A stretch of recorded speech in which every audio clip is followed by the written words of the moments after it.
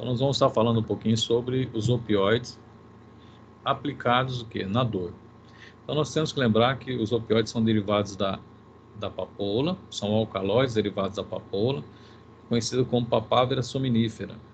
Nós temos compostos naturais, sintéticos, semissintéticos, mas de maneira geral todos eles se ligam nos receptores dos opioides endógenos, ou seja, nos receptores encefalinérgicos. Tá bem? Presente onde? No sistema nervoso central e também na medula. Tá bom? Mas principalmente onde? No sistema nervoso central, né? E medula. Todos os opioides eles têm, de maneira geral, propriedade analgésica, antitussígena e antidiarreica. O alvo dessa aula é trabalhar o efeito analgésico deles. Tá bom? Bom, então, como eu já sei, eu tenho regiões do sistema nervoso central rica em opioide. E quais são elas? É o núcleo, substância cinzenta periaquidutal, tá bem? Outro núcleo importante rico em opioide é núcleo paragigante celular, também são núcleos que têm receptores opioides. Tá bem? O hipotálamo também tem receptores opioides. O tálamo tem receptores opioides. E também a nível medular. Tá certo? A nível medular.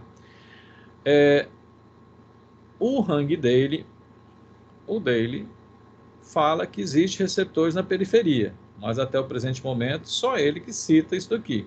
Os outros demais livros de farmacologia não apresentam. Então, nós vamos ficar sempre com ação central, ou seja, o sistema nervoso central, e ação o quê? Medular. Medular, tá bom? Essa provável ação na periferia aqui, nós vamos, por enquanto, deixar para um alvo de estudo para um futuro próximo, vamos dizer assim, ou que tiver maior número de literatura falando dessa ação periférica, tá certo? Bom, como nós já falamos, os receptores opioides atuam tanto pré-sináptico como o quê? Pós-sináptico, tá bem? Então tem notado ação analgésica, ação antidiarreica e ação antitussígena. É importante entender aonde que estão localizados os receptores opioides. Então, os receptores opioides estão localizados onde? No tronco encefálico. Tá certo? Está localizado onde? No centro do vômito, no centro respiratório, no sistema límbico, no tálamo. Tá bem? E eu entendendo que esses receptores estão localizados aí, eles são depressores, o opioide é um depressor, diminui a neurotransmissão, consequentemente eu consigo entender alguns processos. Como, por exemplo, como ele está localizado onde? No centro respiratório, leva o que? Uma depressão respiratória, porque diminui a sensibilidade ao CO2, consequentemente, né? Vai levando o que? Diminuição da frequência respiratória até o que? A parada respiratória. Né? Então, esse seria o efeito mais toxicológico dele. Tá bem? No vômito, ele atua na ZDQ, como ele diminui a deflagração, leva a um quadro de vômito. Então, eu já entendo por isso que, às vezes, o tramal é utilizado com antiemético. Para quê? Para diminuir a emese causada pelo vômito. No centro da respiração, já expliquei, diminui sensibilidade ao CO2, depressão respiratória, parada respiratória. E no sistema límbico, que é o sistema das emoções, a ação dele lá leva o quê? Um quadro de euforia, né? Sensação de contentamento, bem-estar. Daí por isso que leva também ao vício. Tá bem? Se utilizar de forma crônica, causa dependência. Causa dependência. Tá bem? Bom, então nós já sabemos que nós temos uma via serotoninérgica. E essa via serotoninérgica na medula estimula um interneurônio na medula liberar opioide. E aqui, a nível de formação reticular, mesencéfalo, ponte e bulbo também libera opioide. E o que a morfina atua? Atua onde está o quê? Onde tem receptores dos opioides. Então vai mimetizar, né? Vai se ligar de forma agonista nesses receptores. Certo? Então vai modular tanto central como a nível o quê? Medular.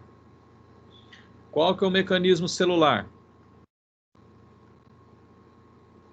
Então, a morfina se liga nos receptores opioides. Nós vamos ver depois quais são os receptores, né? Mu, kappa, delta e sigma. Ok? Está acoplado a proteína G o quê? Sempre uma proteína G inibitória. Consequentemente, diminui o MP cíclico. Se diminui o MP cíclico, tem um efeito pré-sináptico e o efeito pós-sináptico. Pré-sináptica, a diminuição do MP cíclico promove o quê? Diminuição da concentração de cálcio, diminuição de neurotransmissores. Pós-sináptico, abre o canalzinho de potássio. Potássio é um íon positivo. O neurônio fica hiperpolarizado. Consequentemente, você tem a modulação pré-sináptica e a modulação o quê? Pós-sináptica. Tá bom? Então tá lá. Quais são os receptores? Mu, delta, kappa e sigma. Sigma não tem efeito analgésico. Ele só é responsável por quê? Pela disforia. Tá bem? Pelo barato que ele causa. Mu e delta está localizado onde? Ó, medular e supramedular, ou seja, promove analgesia na medula e acima dela, onde? Sistema nervoso central. O kappa está localizado aonde? Medular, então só promove analgesia onde? Modula na medula. Ok? Então esses são os receptores. Mecanismo celular. Morfina, liga receptor mu, kappa, delta e sigma. Ok? Todos eles estão acoplados aqui, uma proteína G inibitória. Inibe a adenilate ciclase. Promove diminuição do MP cíclico. Pronto. Certo? Pré-sináptico. O que ele faz? Pós-sináptico. Esse é o efeito celular. Pré-sináptico. Diminui cálcio, menor liberação de neurotransmissores. Diminui a transmissão dolorosa. Pós-sináptico. Abre o canalzinho de potássio. Potássio é um íon positivo. Se é um íon positivo, o que vai acontecer com a fibra? Né? O que vai acontecer? Se você vai perdendo carga positiva, certo? Vai ficar extremamente o quê? Negativo, vai ficar hiperpolarizado. Não vai conseguir gerar potencial de ação. Se não consegue gerar potencial de ação, não transmite a dor. Tá bem? Então, dessa forma, atua tanto o pré-sináptico como o pós-sináptico. Então, tá. Aqui sua sensibilização periférica, né? Então, ação pré-sináptica. O opioide libera, se liga onde? Mu, kappa, delta, receptor endógeno. Diminui o MP cíclico, diminui a concentração de cálcio, menor liberação do quê? De neurotransmissores na medula e anida o sistema nervoso central. Tá bem? Pós-sináptico. O opioide se liga no receptor mu, kappa, delta, sigma, diminui o MP cíclico, mas pós-sinapticamente, o que ele promove? Abertura dos canalzinhos de potássio. Você perde carga positiva. Se perde carga positiva, fica o quê? Extremamente negativo. Fica hiperpolarizado. Não gera potencial de ação. Tá bem? Bom, nós temos então fármacos que se ligam de forma... tem maior afinidade pelos receptores, que nós chamamos de agonistas fortes. Quem são eles? A morfina, fentanil, alfentanil, meperidina, sulfentanil, metadona. Se ligam de forma o quê? Mais ávido, ou seja, tem maior afinidade aos receptores mu, kappa, delta e sigma. Tá bem? E aqui eu já começo a observar, né? A morfina, por exemplo, ó, mu e kappa. Tá bem? Meperidina. Mu, delta, lembra, ó, supramedular e medular. E mais o que? Medular. Fentanil, supramedular. Supramedular, supramedular, supramedular. Alfentanil, ó, supramedular, né, e medular. Tá bem? Morfina, ó, um sigma, então causa uma euforia danada, né? Os que ligam-se formam o quê? Como agonista leve a moderado. E aí nós vamos destacar codeína, o tramal, ou tramadol, né? E o propoxifeno. São agonistas o quê? Moderados a fraco. Então, se liga nos receptores de forma o quê? Moderado a fraco. Ok? E temos o que nós chamamos de agonistas parciais, né? Ou agonista-antagonista, ou misto. Ou seja, ele agoniza um receptor, como é o exemplo da pentazorcina, ciclazorcina e nalbufina. Ou seja, se agoniza o receptor kappa e sigma, sigma, gente, só vai ficar só desenvolvendo o quê? A euforia, tá? A ação analgésica é mais nesses receptores aqui, ó, mu, delta e kappa. E o kappa está localizado onde? A nível medular. Então vai promover o quê? Uma analgesia mais onde? Bloqueio, né, a nível mais medular. Ou seja, agoniza um receptor e antagoniza outro. Então vai promover só analgesia medular. A buprenorfina já é o contrário. Se liga nos receptores de forma agonista mu e delta e antagoniza os receptores kappa. E aí causa também a euforia. Então aqui ele promove a analgesia supramedular, ou seja, sistema nervoso central e medular. Qual que é a vantagem desses agonistas parciais? É que se porventura está utilizando a pentazorcina, ciclazorcina, um problema que às vezes acontece com os opioides é o que? É desenvolver a tolerância. Ou seja, vai precisar de doses maiores para produzir o mesmo efeito. Então, desenvolveu tolerância ao receptor kappa.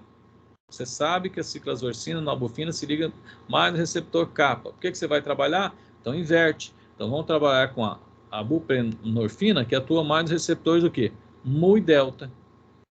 Ou seja, diminui, ou seja, seria para contornar, né? Tornar o problema da tolerância. Certo? Então, você consegue controlar o problema da tolerância que acontece com os opioides.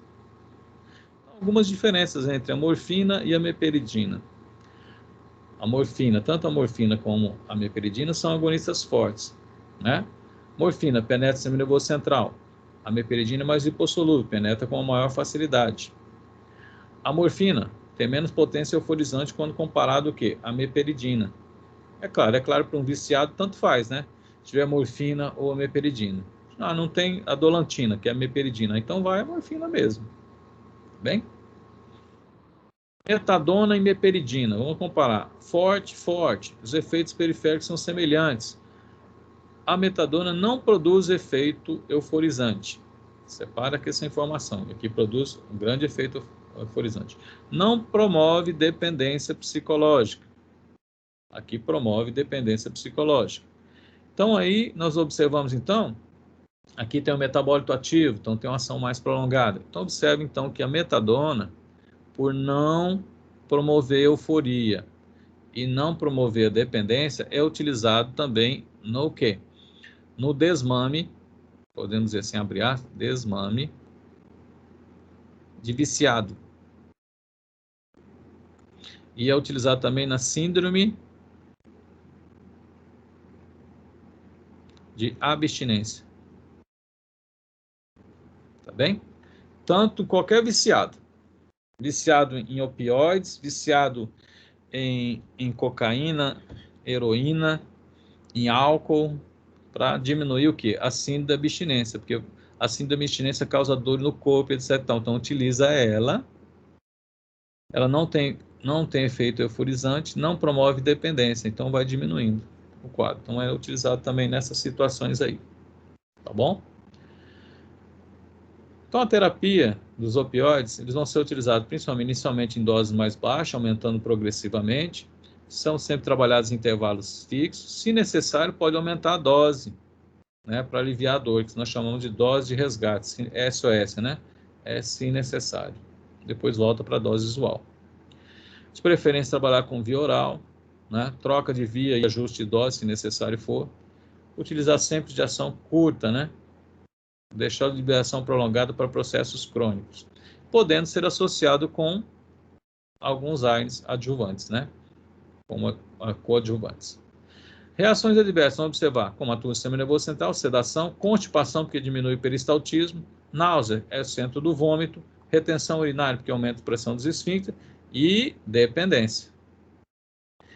E no centro respiratório, diminui a sensibilidade ao CO2, consequentemente diminui a frequência respiratória, parada respiratória. Então, pode levar a uma depressão respiratória. Essas são as reações mais comuns dos opioides. Propensão ao vício. Se a gente observar, então, aqui, ó, quem tem maior afinidade, maior propensão ao vício. Menor afinidade, menor propensão ao vício. Mas não quer dizer, por exemplo, a codeína, se você aumentar a dose, ela vai também ter a mesma propensão ao vício, né? Só você aumentar a dose. Tá bem? Bom, causa dependência, por quê? Na via mesolímbica, lembra que eu falei sistema límbico, via mesolímbica, receptor o quê? Receptor sigma, aquela euforia lá, receptor sigma. Euforia. Então o cara acaba gostando disso aí. Então na via mesolímbica libera quem? Dopamina, que é o neurotransmissor do quê? Do prazer. Então, essa euforia, ele acaba gostando dessa euforia, dando prazer para ele. A euforia, onde assim, a liberação via mesolímbica da dopamina pode acontecer fisiologicamente, por várias situações, né? Você está feliz porque formou, está feliz porque casou, está feliz porque separou, está feliz, ou seja, enfim, N motivos, né? Está dando prazer. E pode ser artificialmente. E uma das formas artificiais são o quê? Os opioides. Essa sensação de euforia. Tá bom? Então tá lá, ó. Se você observar o opioide, aqui seria o que? A via mesolímbica. O que a via mesolímbica faz? Libera dopamina. Dopamina, neurotransmissor do prazer. Muito bem. Então, na via mesolímbica, que receptor opioide lá? Que a gente tem lá? Receptor sigma, não é isso? Euforia. Bem-estar. Muito bem, então você vai lá, utiliza lá a meperidina. Meperidina seria para promover o quê? Analgesia. Mas ela promove euforia. E o cara gosta. Utiliza, liga no receptor, libera o quê? Dopamina. Depois utiliza de novo, dopamina. Então vai dando o quê? Prazer a ele. Acaba o quê? Levando um quadro de vício. Dependência. Certo? Vício, dependência. E aí o reforço positivo, né? Você utiliza lá a meperidina, prazer. Prazer, dopamina. Aí você quer mais o quê? Mais meperidina, produzir mais prazer. Mais meperidina, produzir mais... Esse aqui é o que nós chamamos de reforço positivo, né? Reforço positivo. Tá certo? Bom, só que os opioides têm um probleminha que é a tolerância. Aí tem várias hipóteses que tentam explicar isso aí. Menor afinidade dos receptores pelos agonistas, menor número de receptores, que isso aqui é, grava aqui, é uma das principais, menor eficiência da acoplagem com receptores gerando segundo mensageiro, e regulação descendente dos opioides. Isso aqui, ó, ou down regulation, que o pessoal chama, que é o principal, um dos principais mecanismos. Tá bom? Então, segundo o Daly, né? Ele coloca da seguinte forma, né? Eu administro, dou 1 ml de morfina, eu inibo uma adenylate ciclase e tem o efeito. O organismo vai interpretando da seguinte forma: bom, está sobrando muito, eu necessito desse AMP cíclico para as respostas celulares. Então, o que vamos fazer? Vamos aumentar a expressão da adenylate ciclase. Muito bem, agora você precisa do quê? De 2 ml de morfina para inibir o quê? 2 adenylate ciclase e, consequentemente, produzir o mesmo efeito. Depois você vai precisar do quê? De 4 ml para produzir o mesmo efeito. E assim sucessivamente, ou seja, a inibição da adenylate ciclase, certo? E leva o quê? O aumento do AMP cíclico também.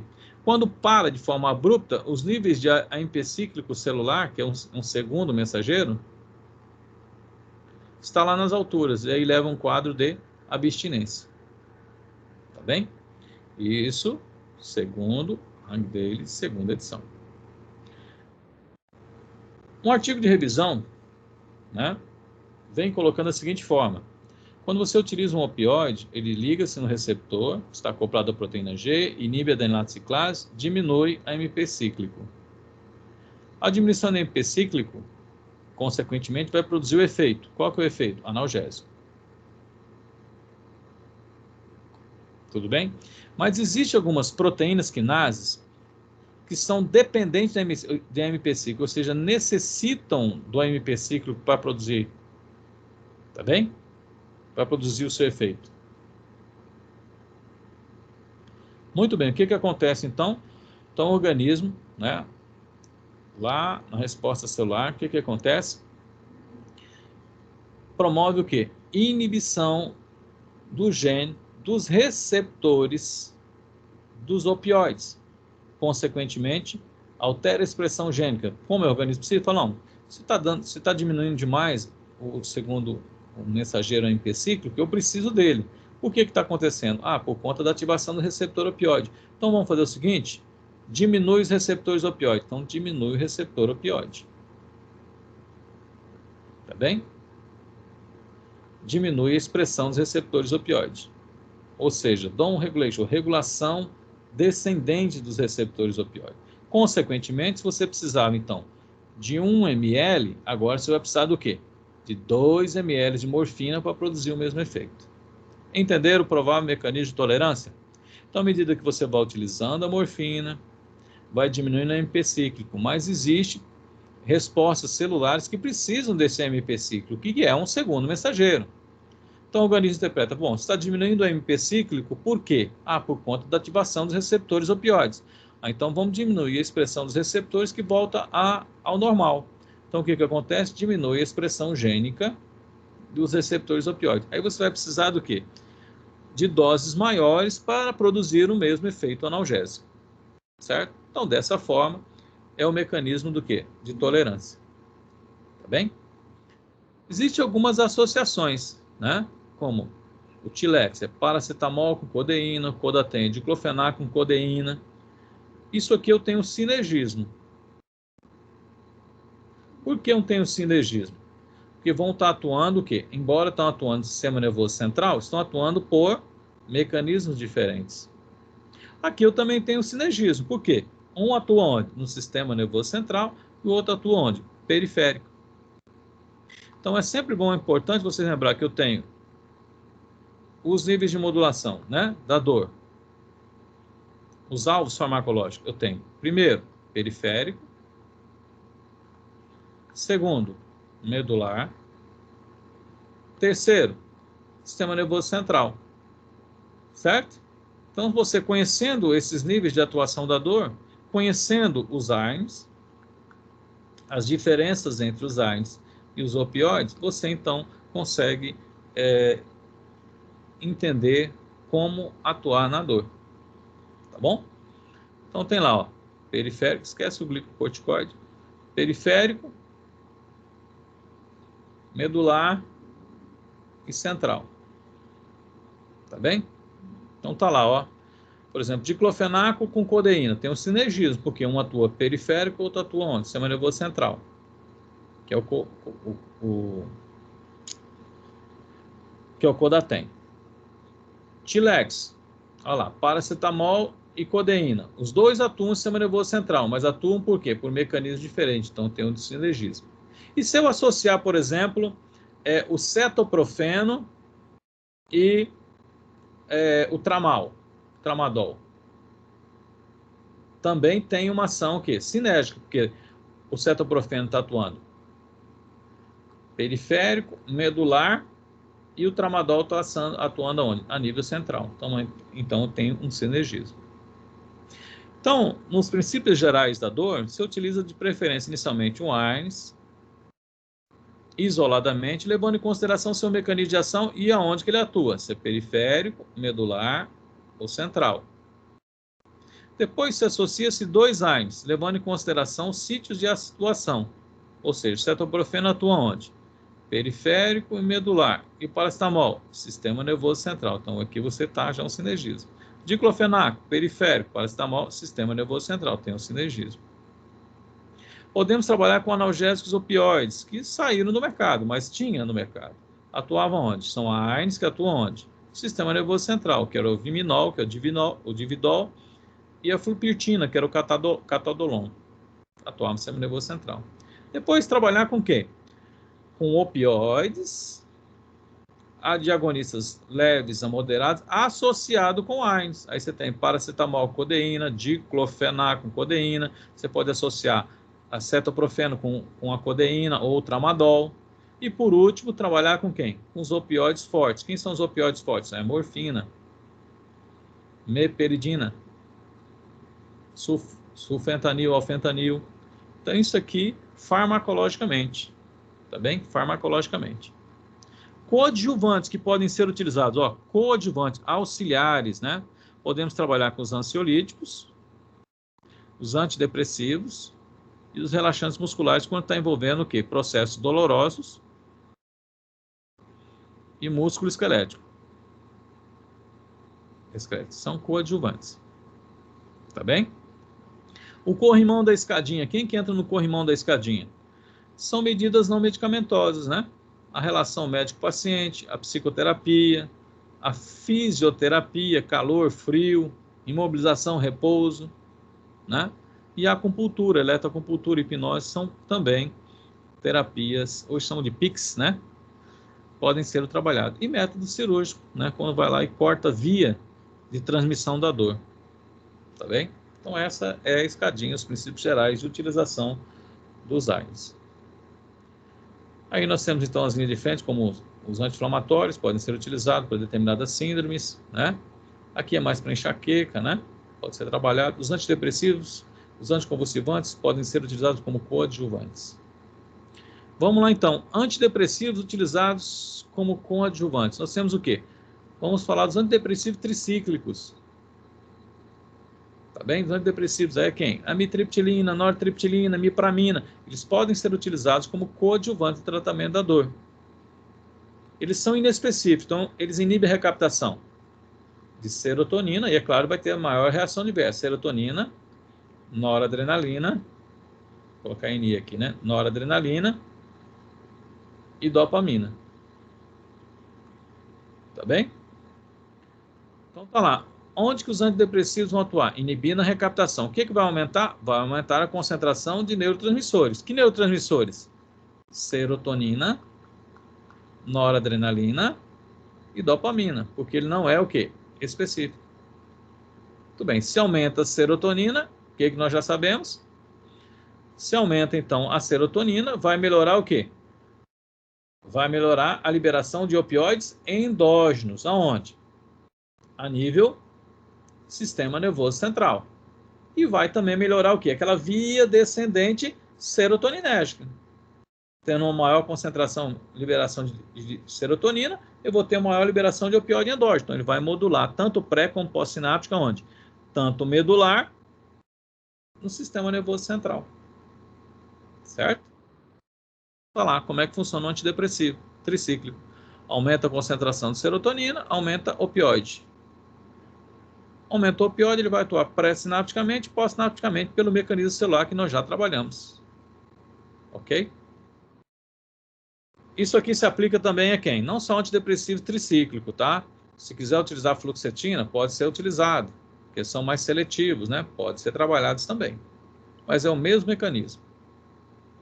Anticonvulsivantes podem ser utilizados? Podem ser utilizados. Principalmente em neuropatia, ou seja, dor de origem neuropática, dor originada por tecido nervoso, tanto neuropatias periféricas como neuropatias centrais. Tá bom? Porque essas neuropatias vão gerar sempre o quê? Um potencial de ação. Ou seja, você tem que lembrar, ó, periférico, fibra, medula,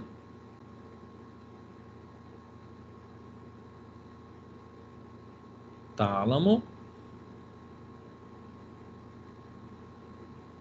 sistema nervoso central. Muito bem. O que acontece aqui? Gera potencial de ação, não é isso?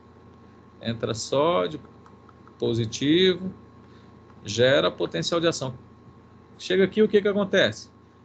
Liberação do neurotransmissor, e aí ativa um outro neurônio. Aí, novamente, o quê?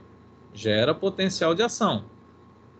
Libera o neurotransmissor se liga no receptor, entra sódio, fica positivo. Certo? Muito bem. Um dos mecanismos de ação, como por exemplo a carbamazepina, é o quê? Bloqueio dos canais de sódio. Bloqueia o canal de sódio, não gera o quê? Não gera potencial de ação. Consequentemente, desliga a neurotransmissão do sistema nervoso central. Tá bem? Um exemplo aqui, ó, a carbamazepina. Como que a carbamazepina atua? Bloqueia canal de sódio. Se não entra sódio, não gera o quê? Não fica positivo, não gera potencial de ação. Então, atua lá no sistema nervoso central, diminuindo a excitabilidade neuronal. Bem? Então, tá lá, o anticonvulsivante. Como é que ele atua? Ó, não vem a transmissão periférica? Chega aqui, não ocorre a liberação de neurotransmissores? Ó, aqui, ó. Né? Então, veio periférico, entrou cálcio, não é isso? Cálcio é importante, liberou neurotransmissor. O neurotransmissor vai se ligar onde? No neurônio pós-sináptico. E vai promover o quê? Entrada de sódio. Potencial de ação. Ou seja, gente, tem que entender a geração de potencial de ação. Certo? Tudo bem. Como é que atua, então, a carbamazepina? Bloqueia o canal de sódio. Se bloqueia o canal de sódio, não gera o quê? Potencial de ação. Então, diminui a excitabilidade neuronal toda no sistema nervoso central. Certo? Um outro mecanismo também é o divalproato. Divalproato. O que o divalproato faz? Ele inibe o quê? A GABA transaminase. O que é o GABA? O GABA é um neurotransmissor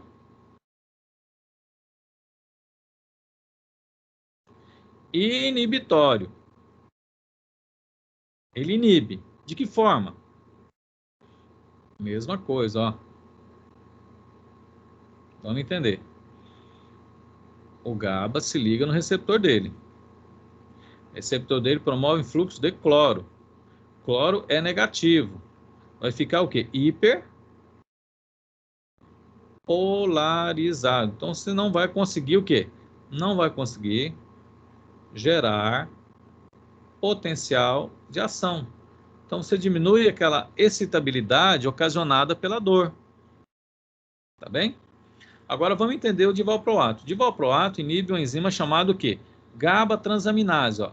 A enzima. A enzima que vai degradar o GABA. Se você não degrada o GABA, aumenta a concentração dele. Se aumenta a concentração dele, aumenta a ação dele. Ou seja, aumenta a hiperpolarização. Diminui o quê? A formação de potencial de ação. Simples assim. Tá bem? Então tá lá, ó. Como que atua, né? Inibe a GABA transaminase. Eu falei do efeito dele o quê? Pós-sináptico, né? Então, se iniba a GABA transaminase, eu não vou degradar o GABA, então vou aumentar a concentração de GABA. Bom, tá lá. O GABA. Aumentei o GABA. O GABA vai atuar pós-sinapticamente no receptor GABA-A. Pré-sinapticamente, no... Então tá lá. GABA-B. Pós-sinapticamente foi o que eu acabei de falar. Ó. Entra cloro. Cloro é um íon negativo. Vai ficando o quê? Negativo. Então vai ficar hiperpolarizado. Pré-sinapticamente, né? Pré-sinapticamente atua no GABA-B. No GABA-B, a sua ação é o quê? Bloquear o canalzinho de cálcio, diminuir a liberação de neurotransmissores. Então você promove a diminuição de neurotransmissores e promove a hiperpolarização. Tá bem? Por quê? Porque você aumentou o GABA fisiológico. Tá bem? O GABA fisiológico. Então é utilizado como coadjuvante no processo da dor. Tudo bem aqui, pessoal?